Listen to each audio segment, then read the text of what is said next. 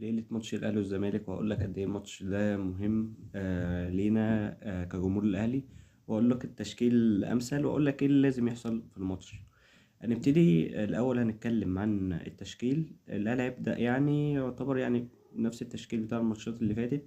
هيبدأ بالشناوي في الجون، قدامه ياسر وياسين مرعي.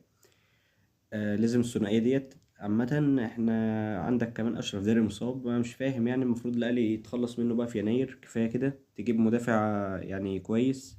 بدل ما هو شاغل مركز أجنبي، هو كويس بس يعني إصاباته كتير قوي، يعني أنت خلصت محمود متولي عشان تجيب أشرف داري اللي بيتصاب أكتر منه، يعني صباح الفل.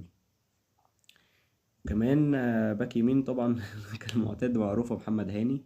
ربنا يستر. عندنا باك شمال، اعتقد ان هو هيبدأ بالعش يعني، او العش هيكون افضل من كوكا. وكمان لازم اللي هو يعني يبقى فيه رقابة على اخوان الفينا، عشان يعني الكور وكده اللي بيروح فيها واحد على واحد، فلازم واحد يعني يكون عامل معاه التحامات اكتر. واحد انك ما تدروش الفرصة اصلا ان هو يعدي، ويكون عندك تركيز. انك الماتش ده محتاج تركيز اكتر من انه فنيات، وانه يعني الحاجات اللي هي الفنية. لا، التركيز بيبقى اكتر يعني في الماتشات اللي زي دي.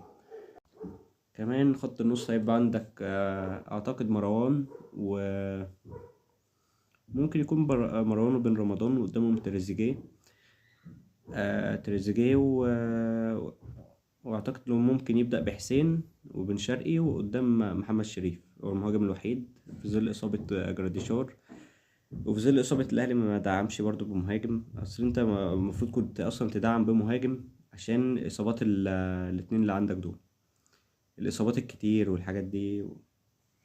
يعني بقى الحاجات اللي المفروض تحصل، إنك تنزل الماتش ما تديش فرصة. عامة أقول لك أهم اتنين في الزمالك هو أخوان ألفينا، وعندك برضو يعني عبد الله السعيد. انت لو لازم تمسك نص الملعب، ما تديش فرصة ليهم يبقى في أريحية، وفي اللي هو يستلم الكرة براحته، او يبقى في شوط كتير وكده يعني. انت لازم تنزل الماتش ضاغط، تنزل من اول دقيقة في تركيز. ودي حاجة مهمة جدا، عشان الماتش ده هيفرق فيه النقطة دي. لازم تبقى نازل عندك اللي هو الدوافع، حتى لو استقبلت جون لازم ترجع. وخصوصا يعني ايه، ما بعد الجون بالظبط، يعني قدامك في خلال بتاع 10 دقايق بالكتير وترجع، عشان لو انت طولت اكتر من كده هتصعب الماتش على نفسك، وهيبقى معنوياتهم هم اكتر. كل الدعم للاهلي، وباذن الله هنكسب. السلام عليكم.